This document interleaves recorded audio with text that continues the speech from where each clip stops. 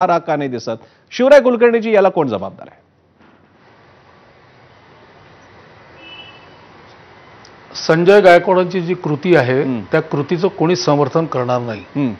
त्यांच्याजवळ सांसदीय आयुध होतं, त्या आयुधांचा त्यांनी वापर करायला पाहिजे होता. आणि एका चतुर्थ श्रेणी कर्मचाऱ्याला मारलं, मग का ठेकेदाराला मारायला पाहिजे होतं का? तर ठेकेदार असो, चतुर्थ श्रेणी कर्मचारी असो की मालक असो, त्याला एका आमदारांनी हाणामारी करणं आणि या गुंडगिरीचं प्रदर्शन करणं हे महाराष्ट्राला शोभेचं नाही. पण प्रसन्नजी, आता तुम्ही काही भाजपमधली उदाहरणं दिली, पण आज संजय गायकवाडांनी हे निषेधार्ह कृत्य केल्याबरोबर महाराष्ट्रातल्या राजकारणात काय मनोवृत्ती बाहेर आली आपण ती पण बघू. अनिल परब आज म्हणताना असं म्हणाले की अरे त्या माणसाला कशाला मारता, मंत्र्यांना मारा ना. मंत्र्यांना मारण्याची भाषा अनिल परब बोलले. नाना पटोले बोलले. नाना पटोले म्हणाले की अरे संजय गायकवाडांना जर मारण्याची मुभा दिली असेल तर आम्हाला मारण्याची मुभा द्या, आम्हाला मारामाऱ्या रस्त्यावर करायच्या आहेत.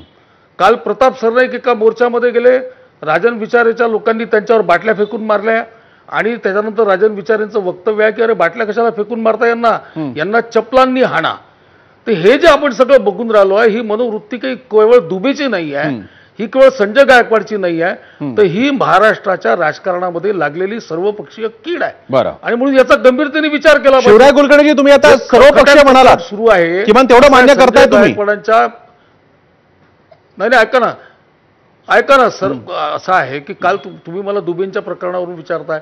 दुबेंच्या प्रकरणामध्ये महाराष्ट्र भाजपाने आपली भूमिका अत्यंत स्पष्ट केलेली आहे. देवेंद्रजी स्वतः बोलल्यात, आशिषजी बोलल्यात, सगळे प्रवक्ते बोलल्यात, आपल्याही चॅनलवर वाहिनीवर अत्यंत सविस्तर भूमिका त्या संदर्भातली मांडल्या गेलेली आहे. आता दुबेंचं वक्तव्य घेऊन जेव्हा आपण बोलतो ना, तेव्हा मला सांगा की 8 दिवसापासून या महाराष्ट्रामध्ये आपण प्रत्येक जण कायदा हातात घेऊन कुठली तरी सक्तीची भाषा करतो आहोत. तर कायदा हातात घेण्याचा हा जो रोग लागलेला आहे, हा रोग एकीकडे आम्ही संविधानाचं पुस्तक सभांमध्ये दाखवतो आणि संविधानाचं पुस्तक दाखवताना हे सगळेच नेते जेव्हा हाणामारीची या पद्धतीची भाषा बोलतात तर हे संविधान संमत नाही. हे सगळे नेते आहेत, यांना लोकशाहीमध्ये अधिकार दिलेला आहे, सांसदीय आयुध यांच्याजवळ आहे. पण शिवराय कुलकर्णीजी, ज्यावेळी आपल्या पक्षातल्या किंवा आपल्या मित्र पक्षांचा काही विषय येतो त्यावेळी तुम्ही संविधान वगैरे गोष्टी म्हणतात आणि थोडा हा विश्वामित्री पवित्र आहे की कुठे बघा या जगामध्ये काय किती वाईट गोष्टी चाललेल्या आहेत, सगळ्यांमध्येच या गोष्टी पसरलेल्या आहेत. विरोधकांना सत्ता दिलेली नाही, ती तुम्हाला दिलेली आहे. प्रसन्नजी,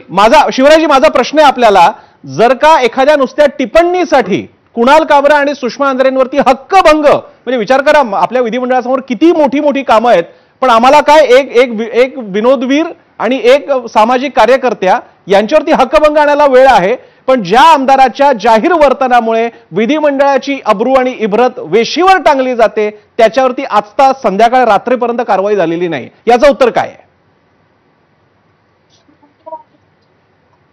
याच्यावर कारवाई होईल ना, कारवाईसाठी वाट पाहावी लागेल ना. मला असं वाटतं की या सगळ्या विषयांवर घाई होते आहे.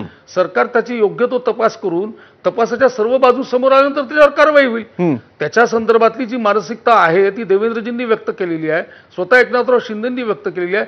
सरकार म्हणून ते त्यांची भूमिका या संदर्भात स्पष्ट करतील. पण संजय गायकवाडांच्या कृतीचं समर्थन करण्याचं काहीच कारण नाही, कोणी त्या कृतीचं समर्थन करणार नाही. पण विरोधी पक्ष सत्ताधाऱ्यांनी मात्र जबाबदारीने वागायचं आणि विरोधी पक्षाच्या नेत्यांनी आता काल परवा अध्यक्षांच्या अंगावर नाना पटोले चालून जातात, ज्या पद्धतीने ते अंगावर जातात ते सगळं महाराष्ट्र बघतोय. तर हे नेत्यांचं हे जे वर्तन आहे, हे वर्तन फक्त सत्तेतल्या माणसाला लागू होतं आणि सत्तेत नसलेल्या माणसाला लागू होत नाही असं नाही होऊ शकत ना. प्रसन्नजी, सुषमा अंधारे न्याय का हे सगळ्यांना एक बोट तुम्ही सत्ताधाऱ्यांकडे दाखवत असाल तर तुमच्याकडच्या 3 बोटांचं काय? केवळ संविधानाचं पुस्तक हातात घेतलं आणि कोणी संविधान प्रेमी बनतं असं नाही आहे. सुषमा अंधारे.